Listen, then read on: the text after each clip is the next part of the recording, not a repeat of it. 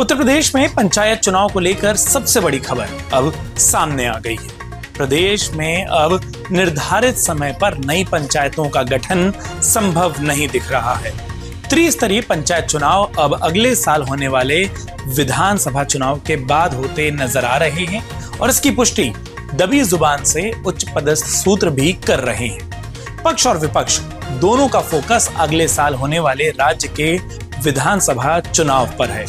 नमस्कार, मेरा नाम है उत्कर्ष चतुर्वेदी और आप देख रहे हैं अमर उजाला उत्तर प्रदेश। प्रदेश में होने वाले पंचायत चुनाव को लेकर ये साफ होता दिख रहा है कि ये चुनाव अब टलने जा रहे हैं। प्रदेश की कोई भी राजनीतिक दल, कोई भी पॉलिटिकल पार्टी स्थानीय चुनाव में नहीं उलझना चाह रही।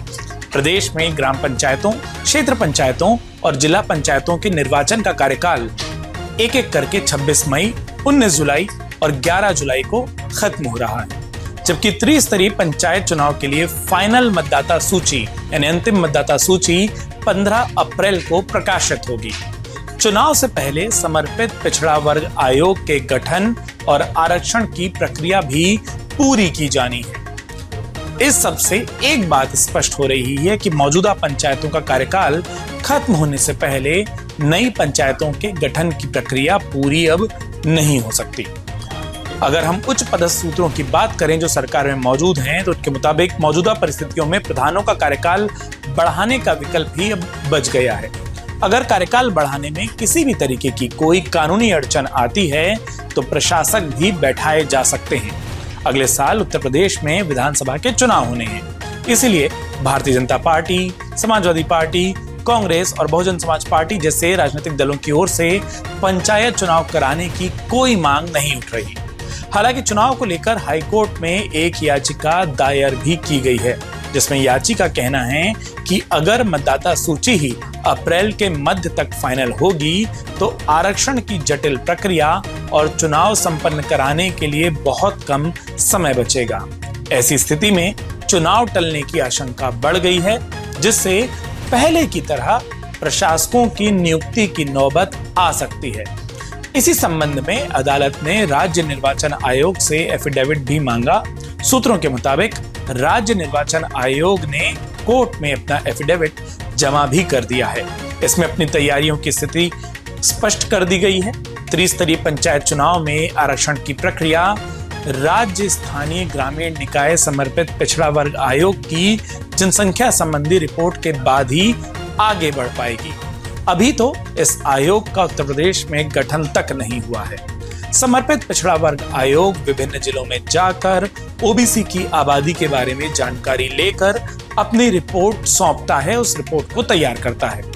किसी भी ब्लॉक में ओबीसी की जनसंख्या का प्रतिशत 27% से अधिक होने के बावजूद उस ब्लॉक में ग्राम प्रधान के पद 27% से अधिक आरक्षित नहीं हो सकते हैं। हाँ, अगर ये प्रतिशत उस ब्लॉक में 27% से कम है तो उसी अनुपात में, जिस अनुपात में वो प्रतिशत निकलकर सामने आता है, पद आरक्षित होंगे।